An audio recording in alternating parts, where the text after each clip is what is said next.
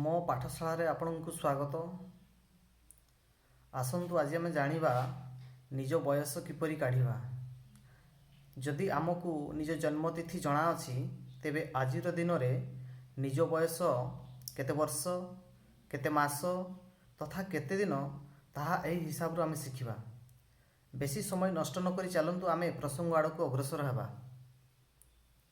एही प्रसंग को बुझिबा पई मु दुईटी पर्यायर व्यवस्था करिछि। साधारणतः प्रथम पर्यायटी टिके सहज होइथिबा बेले द्वितीय पर्यायटी टिके कठिन, किंतु सहज कठिन रे आमर काम नाही, कारण जन्मतिथि तो कहार किछि भी हेई पारे। एणु आमे दुईटी जाको पर्याय को जदि ठीक ठाक से हिसाब जानिबा तेबे आमको केबे भी कोनोसी दिन भी बयस काढ़िबा नै कि समस्या आसीबो नाही। तेबे आसंतु वर्तमान देखिबा प्रथम पर्याय। बयस काढ़िबा पई आमको सर्वप्रथमे आजिर तारीख को एहीपरि ढंग से सजाई रखिबा। वर्ष मास दिन, वर्ष मास दिन सजाइबा ढंग रे प्रथमे दबा आजिर तारीख। आजिर तारीख मन करंतु हला 2024 मसिया मार्च मास 16 तारीख।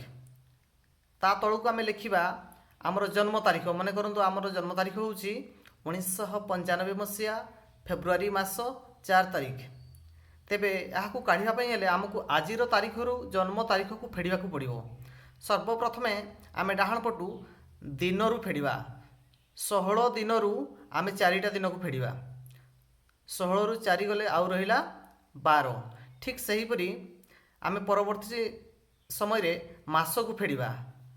3टा मास रु आमको 2टा मास को फेड़बार अछि, तेणु 3 रु 2 गले आउ रहिबो 1। एबे आसीबा वर्ष को 2024 रु आमको फेड़बार अच्छी 1995। तेणु 2024 रु 1995 फेड़ले ये 14। 14 रु 5 गले आउ रहा 9। ये अच्छी आउ 1 अच्छी, तेणु 1 10 आसी 11। 11 रु 9 गले आउ रहा 2। ये 20 हेले 19। 19 को 19 गले 0। तेणु ये फेड़ाण प्रक्रिया शेष होइछि। वर्तमान समय रे आमे जदि देखिबा जे फेड़ाण प्रक्रिया पर वर्तमान बयस होउछि हमर 29 वर्ष 1 मास 12 दिन। साधारणतः एहीपरि जदि फेड़ाण प्रक्रिया सहज भाव में हो जाउछि तेबे आम पई सेमिति बयस काढ़िबार भूल आसीबो नै। किंतु द्वितीय पर्याय रे जो अछि आमे ताको लक्ष्य करिबा सेही ढंग रे रखिबा। मन करंतु आजिर तारीख आमे देई दबा प्रथमे, सेकेंड रे रखिबा जन्म तारीख एवं सेही पूर्व परि फेड़िबा।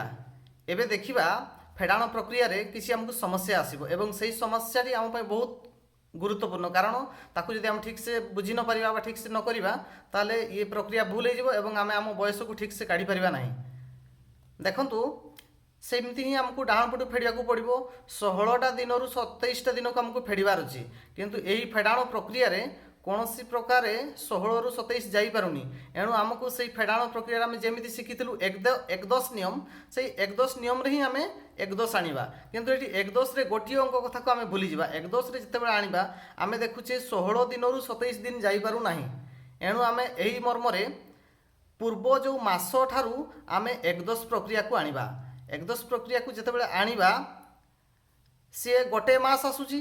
गोटे मास आसुची अर्थात गोटिए मासटा केते दिन। साधारणतः आमर गोटे मासटा 28 दिन भी हो पारे। फेब्रुआरी मास अधिवर्ष पड़े 29 भी हो पारे, किंबा किछि मास अछि 30 दिनिया, आउ किछि मास अछि 31 दिनिया।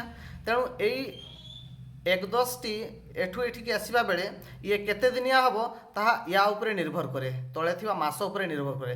तळे अछि मासटी अक्टोबर मास। एणु साधारणतः अक्टोबर मासटी 31 दिनिया होइथिबा हेतु एही मासरु दिन को जेतेबेले गोटिए मास जाउची ताहा 31 दिनर रूप नब।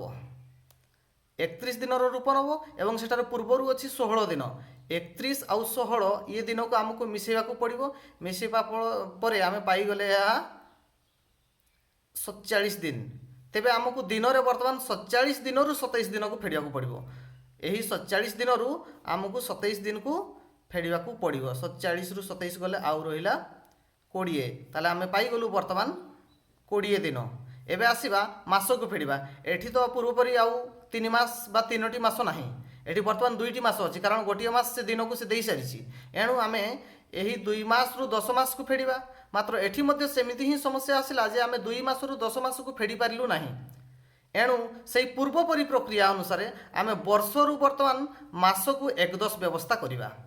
एकदश व्यवस्था गोटे वर्षरू मास घर को सी जो आसो सी 12 मास होगी आसो एणु से 12 मास होगी आसला एवं एठारे मौजूद अच्छी 2 कारण गोटे मास पूर्व पड़ी तेणु ये 2 अच्छी से 2 मास को आम मिसेबा जद्वारा से 12 आउ 2 मिसला बर्तमान ये 14 मास एकदश आसवा पर ये 14 मास 14 मास रु बर्तमान आमको फेड़बार अच्छी 10 मास को तेबे बड़का रहा 4 मास आम बर्तमान मास पाईगलु 4 मास यापर बर्तमान आसा वर्ष को फेड़ा वर्ष अच्छी 2024 रु आमको 2003 फेड़बार अच्छी एणु कौन करवा ना 2024 रे तो वास्तव में 24 ना कारण एठू गोटाए वर्ष ये पलि सारी मास को एणु ये आउ 2024 नहीं अच्छी के ना 2023 तेणु 2023 रु आमको 2003 फेड़बार अच्छी 2023 रु 2003 फेड़ले आम पाऊे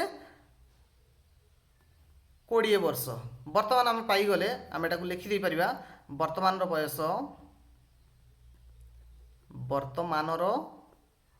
बयस